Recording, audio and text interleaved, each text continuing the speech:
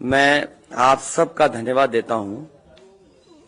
अचानक आपको बुलाना पड़ गया और ये जानकारी हमारे लोगों को भी नहीं थी कि इस तरह की बात होगी।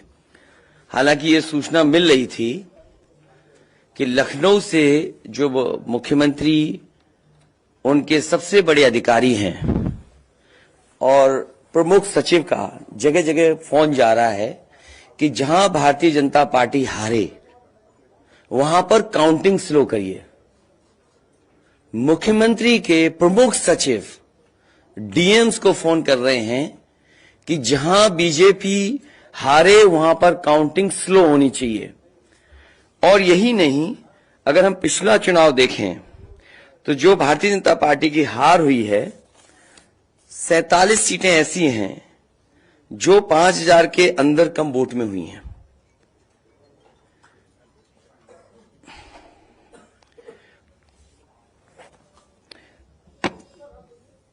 सैंतालीस सीटें ऐसी हैं पिछले चुनाव की जहां पर 5000 वोट के कम फासले से भारतीय जनता पार्टी जीती है। और जो आज देखने को मिला है बनारस में कि जहां ईवीएम्स ले जाई जा रही थी, एक ट्रक पकड़ा गया, 2 ट्रक लेकर के भाग गए। अगर सरकार चोरी नहीं कर रही थी, ये वोट की चोरी जो नहीं कर रही थी, तो कम से कम बताए कि एक गाड़ी रोक ली, पकड़ी गई, लाइव है, अभी भी हम लाइव देख सकते हैं। 2 गाड़ियां क्यों भागी? अगर कोई चोरी नहीं थी, प्रशासन ने, सिक्योरिटी ने इतना इंतजाम क्यों नहीं किया? इतनी फोर्स है, अभी इलेक्शन की फोर्स गई नहीं है यूपी से, तो आखिरकार अधिकारी क्यों नहीं कर रहे थे? क्या वजह है कि बिना सिक्योरिटी, बिना इतने इंतजाम के ईवीएम्स जा रही हैं?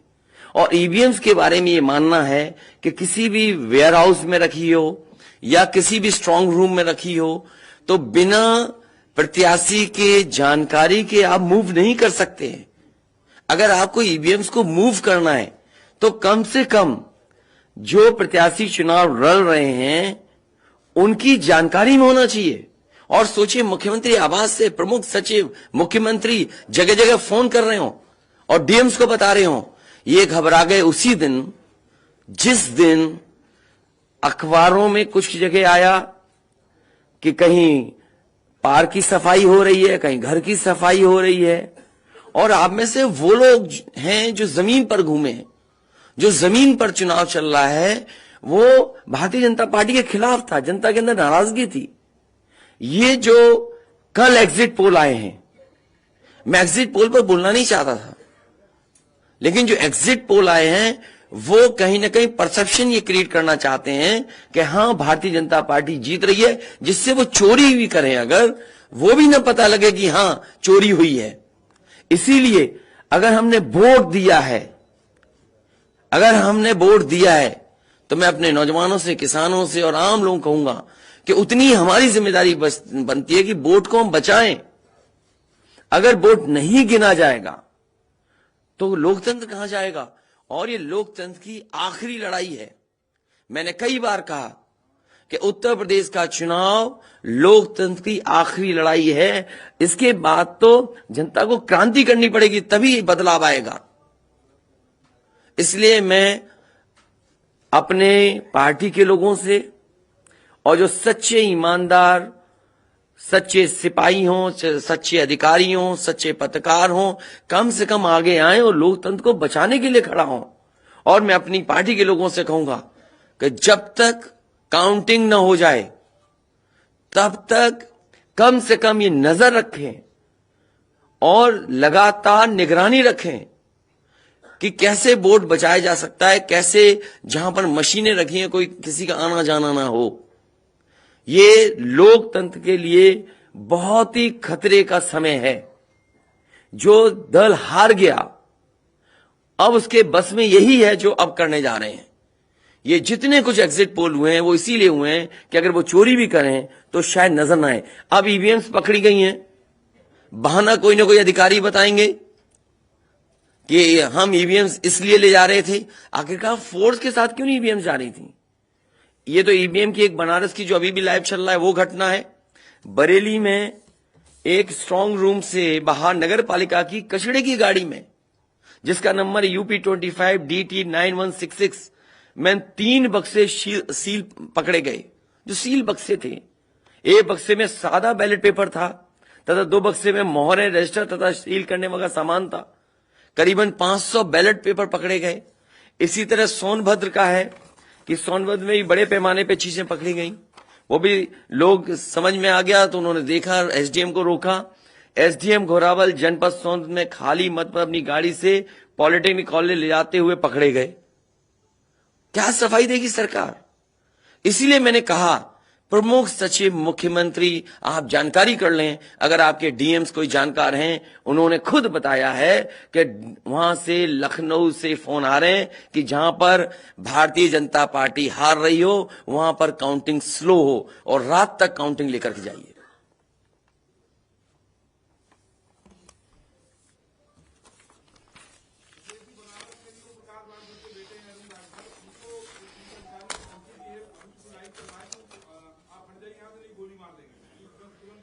तो मैंने आपसे कहा कि ये लोकतंत्र का आखिरी चुनाव है।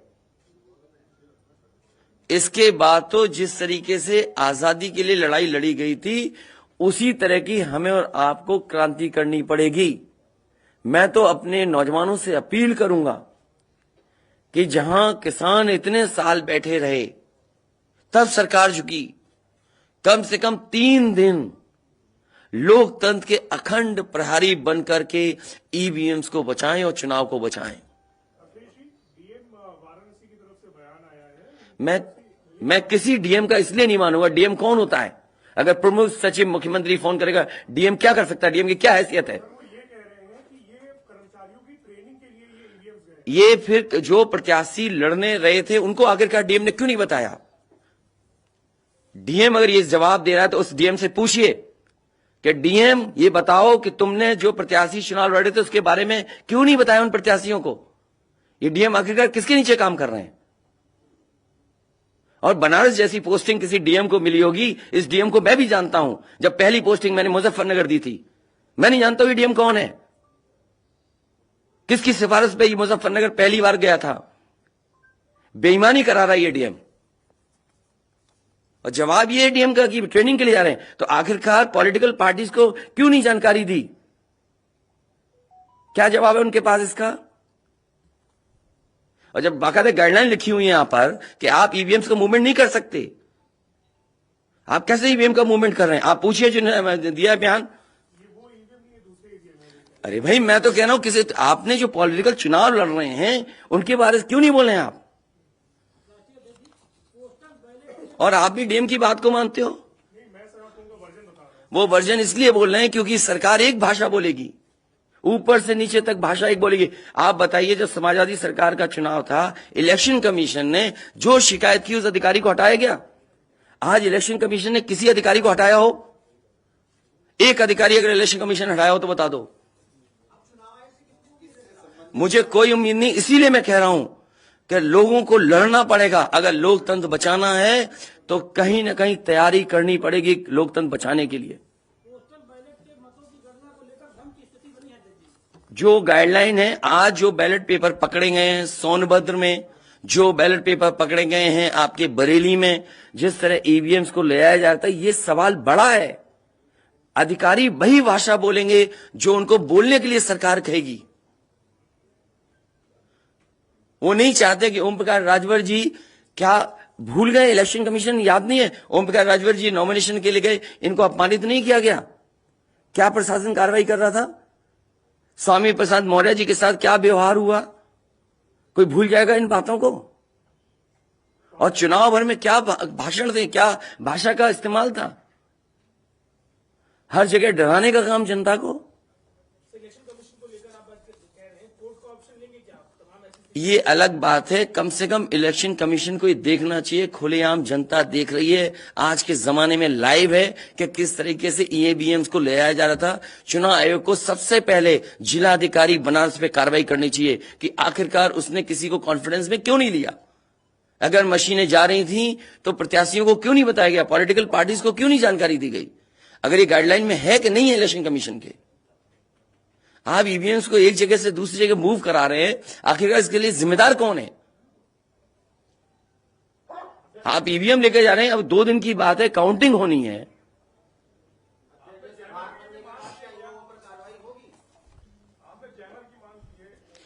जैमर इसलिए कि कई लोग आशंका इस बात की व्यक्त कर रहे हैं कि हो सकता है कि टेक्नोलॉजी ऐसी हो जहां पर मैनिपुलेशन किया जा सके, इसलिए कहीं ना कहीं देखा जाना चाहिए इस बिंदु को भी।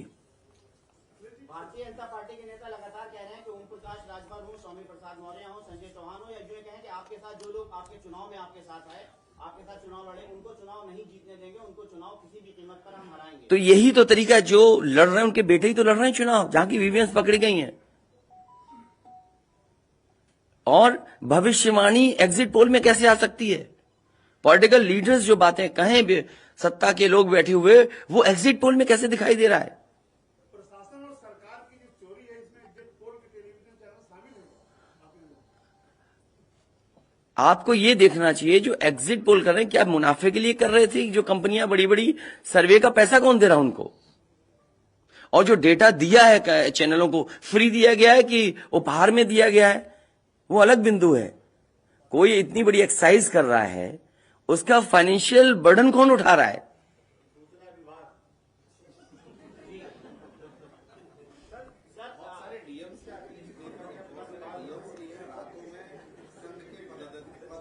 ये तो बातें, ये सच कह रहे हैं आप। जो बात, ये जो सवाल के रूप में जानकारी दे रहे हैं, ये सच्चाई है। जो आप सवाल के रूप में दे रहे हैं, ये सच्चाई है। आप बताइए, इनके साथ गलत व्यवहार हुआ, क्या कार्रवाई की प्रशासन ने? वीडियोज हैं सबके। जब ये नॉमिनेशन के लिए गए आप, क्या वीडियो अवेलेबल नहीं है? क्या कार्रवाई हुई उसमें? स्वामी प्रसाद मौर्य जी के ऊपर जो अटैक हुआ, उसमें क्या कार्रवाई हुई? मेरे क्षेत्र में जो प्रत्याशी चुनाव लड़ने आया, तो उसने अपने आप अपनी गाड़ी तोड़ी, अपने आप गाड़ी तोड़ी खुद की, और आरोप लगाए समाजवादियों पर।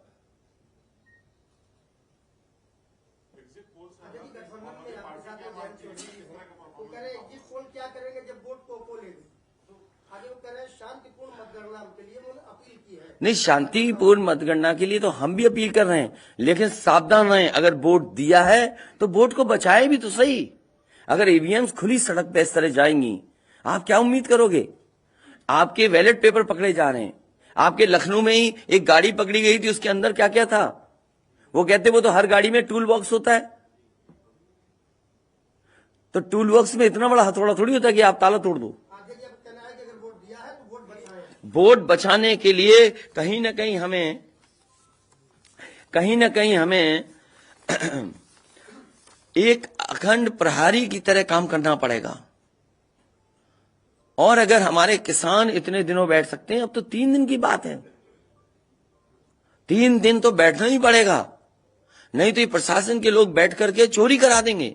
और मामूली चोरी है वोट की, ये लोकतंत्र के साथ है। लोगों को ये भूलना नहीं चाहिए आपके पड़ोसी देशों में क्या हो रहा है।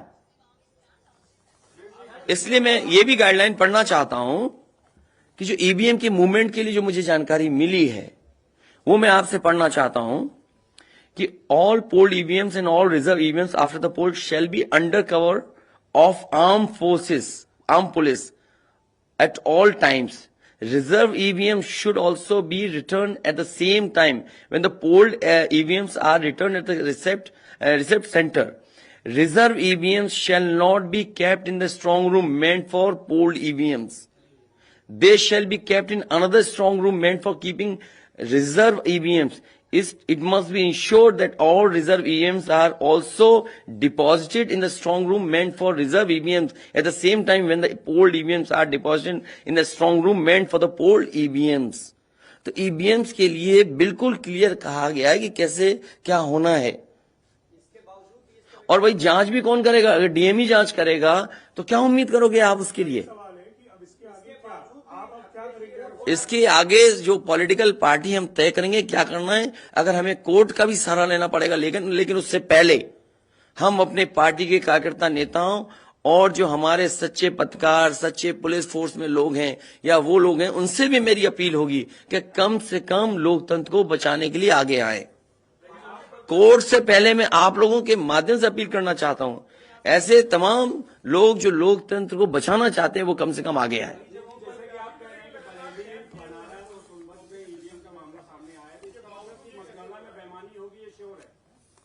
आपने पंचायतों का चुनाव देखा था, भारतीय जनता पार्टी ने खुलेआम वोट को लूटा।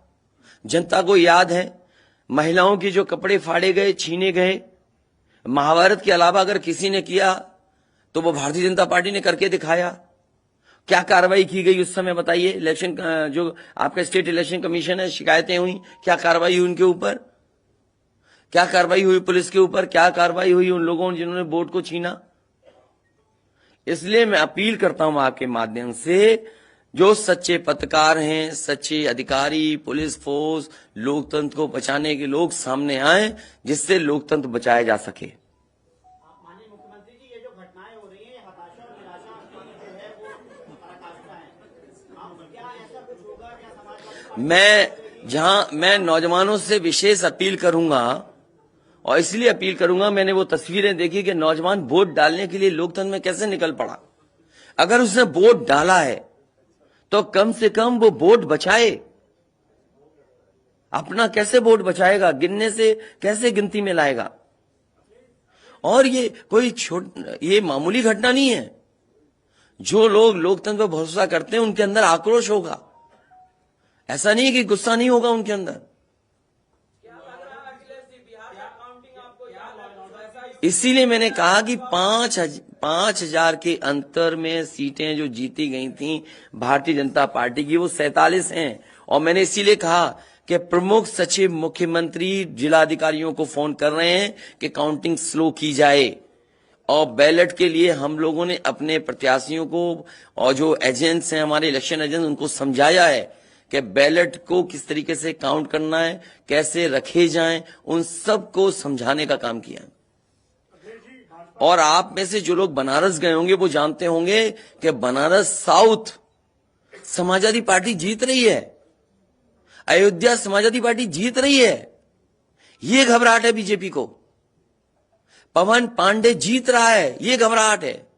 किशन दीक्षित जीत रहा है, ये घबराहट है बीजेपी को। नहीं, वो अलग बात है, पान भी खाया और भाषा नहीं देखी आपने। क्या प्रवक्ता की बात करते? कौन है ये चीज प्रवक्ता? कोई प्रवक्ता की बात नहीं करेंगे। क्या प्रवक्ता उठा लाए आप किसी गली मोहल्ले से? क्या प्रवक्ताओं की बात करते हैं आप? इतने सीनियर जर्नलिस्ट बनते हो आप अपने आप को। ये मामला सीरियस है, क्या प्रवक्ता बताएगा? इलेक्शन कमीशन क्यों नहीं बता रहा? ये खुलेआम ईवीएम घूम रही हैं। कोई आश्वासन नहीं दिया। हो सकता है हमारी प्रेस के शायद कुछ जागे। ये यूपी के हैं सब, और कहां के हैं इलेक्शन कमीशन के लोग? रिटर्निंग ऑफिसर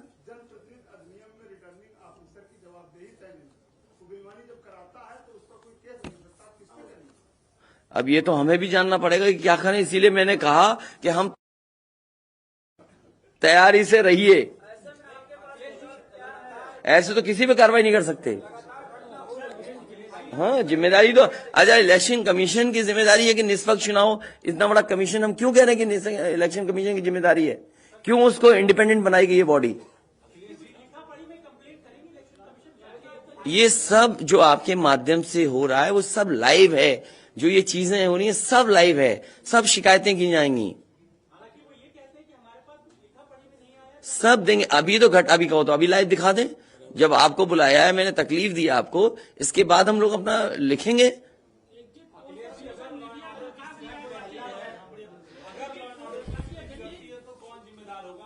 इलेक्शन कमीशन जिम्मेदार है इसके लिए। ईवीएम्स खुलेआम जा रही हैं, बैलेट पेपर कूड़े के डब्बे में पकड़े जा रहे हैं, गाड़ी का नंबर हम बता रहे हैं आपको, एसडीएम लेकर के जा रहा है।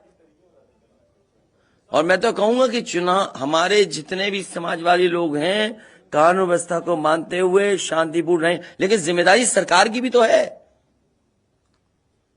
ये जिम्मेदारी इलेक्शन कमीशन की नहीं है, सरकार की नहीं है। आप अगर पूरी सुरक्षा के साथ उन ईवीएम्स को ले जाते, जो प्रत्याशी चुनाव लड़ रहे हैं उनकी जानकारी में लेकर के जाते हैं, तो किसको आपत्ति थी? ये तो पकड़ी गई हैं। अगर चोरी पकड़ी गई है तो चोरी पकड़ी को पे आप कानून व्यवस्था की बात करोगे? आप तो नहीं सुनी जाएगी तो समाजवादी पार्टी हर रास्ते को अपनाएगी जहां पर लोकतंत्र को बचाया जा सके। वो जरूरी है। जहां जहां चुनाव हुए हैं, बंगाल में, तमिलनाडु में या किसी भी प्रदेश में, प्रत्याशी और उनके लोगों ने जगह जगह बैठ करके दिन रात पहरा दिया है। अखिलेश जी, निष्पक्ष तरीके से अगर चुनाव होता है तो समाजवादी पार्टी कितनी सीटें आने की उम्मीद है? मैं अभी भी कह रहा हूं, टारगेट हमारा फिक्स था। हमारा गठबंधन 300 के करीब पहुंच जाएगा।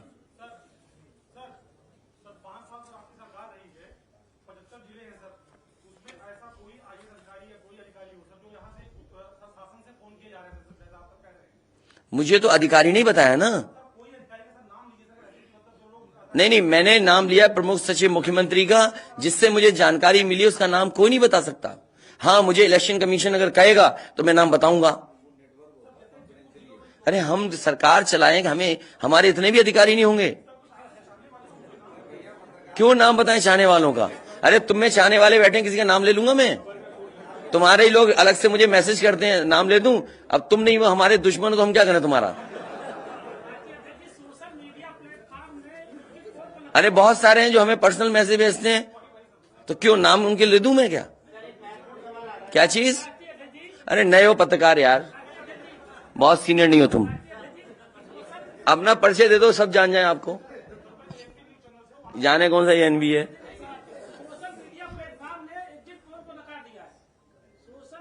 इसीलिए मैं कह रहा हूं आपसे कि एग्जिट पोल है कि जो चोरी करी जाए उसको ढका जा सके।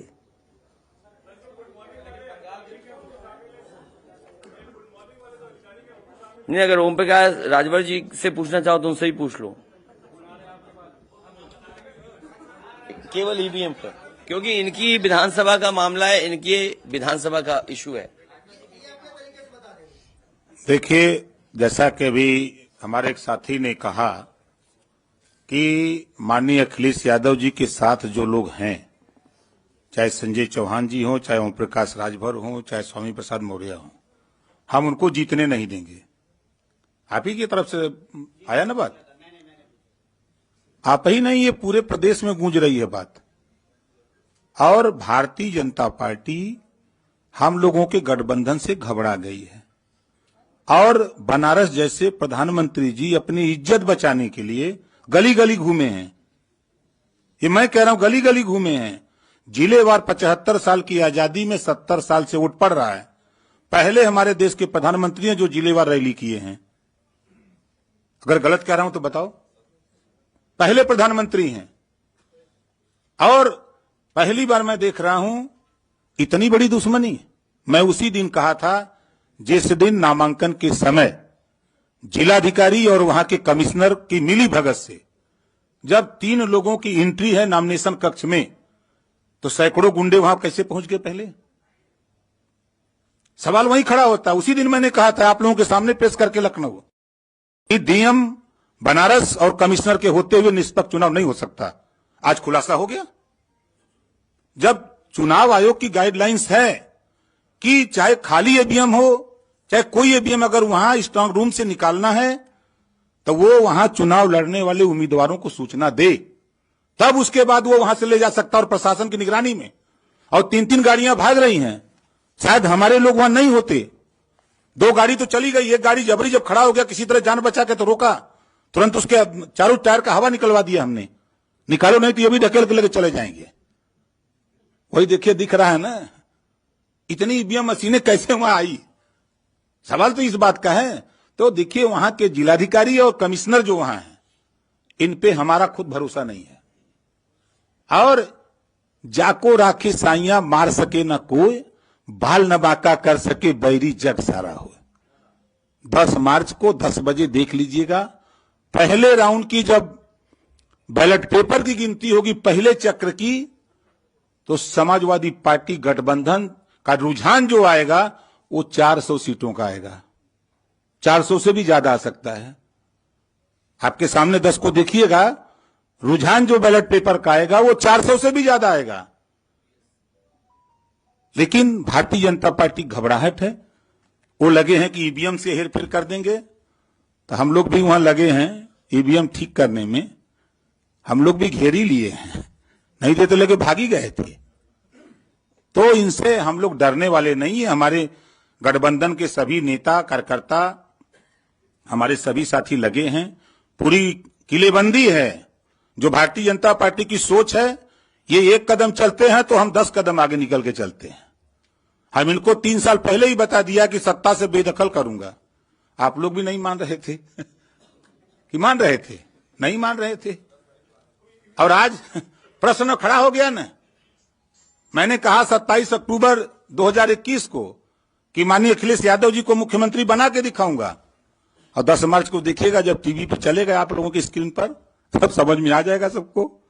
यही हताशा और निराशा है कि ईवीएम जो है ये इधर उधर कर रहे हैं, लेकिन कुछ कर नहीं पाएंगे। हम लोग भी अलर्ट हैं।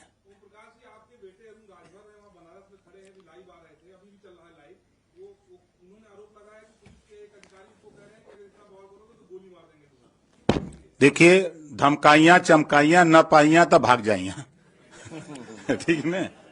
ये क्या गोली मारेंगे? वो अपने झंखे दरोगा या सीओ, कोई भी अधिकारी जो ये कह रहा है वो अपने पहले झंखे। वो जिस दिन गोली मारेगा वो कहां रहेगा? धरती पर न रहेगा। ये ओम प्रकाश राजभर हैं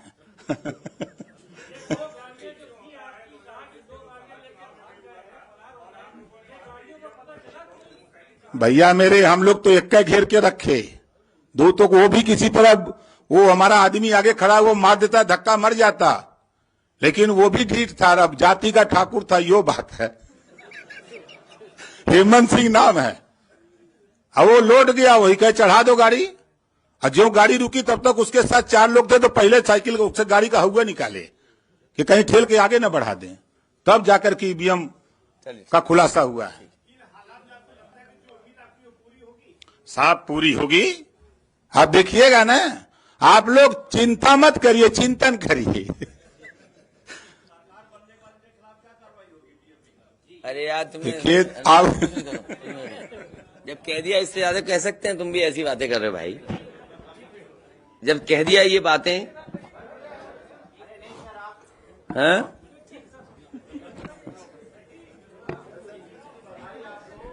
नहीं, अभी मत जीत की बधाई दो। अभी जीत की बधाई हम लेंगे और मिठाई भी बांटेंगे आपको। और देखिए, एग्जिट पोल आ गए, बीजेपी वाले मिठाई का ऑर्डर नहीं दे पाए। हैं? क्या बीजेपी का? नहीं, हम तो खिला ही रहे, कल से ही खिला रहे हम तो। हाँ, हम तो कल से खिला रहे मिठाई। और ये लाइव फिर दिखा दो। अभी लाइव चल रहा है ना। बताइए, अगर अभी तक लाइव चल रहा है, पिछले कितना टाइम, आधा घंटा 45 मिनट हो गया, उससे ज्यादा टाइम हो गया, अभी तक प्रशासन वहां पर अपनी मशीनें लेने नहीं आया। आप सोचिए आप, तो इसका मतलब यह है कि वो डरे हुए हैं कि चोरी कर रहे थे, पकड़ी गई।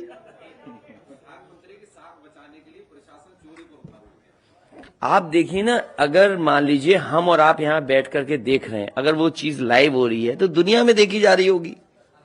उनको परवाह ही नहीं है कि मशीन कौन ले जा रहा है, ले जाने दो। अभी लाइव हो रहा, सोचिए कितनी इतना समय है। इसमें प्रशासन जाता, बातचीत करता, नहीं ले जाए ईवीएम्स।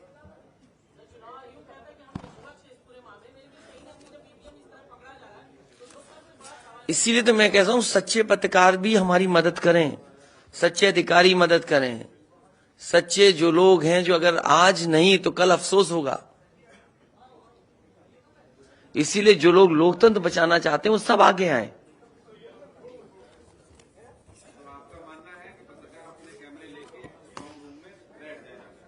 न पत्रकार बैठे, लेकिन कम से कम आवाज तो उठे।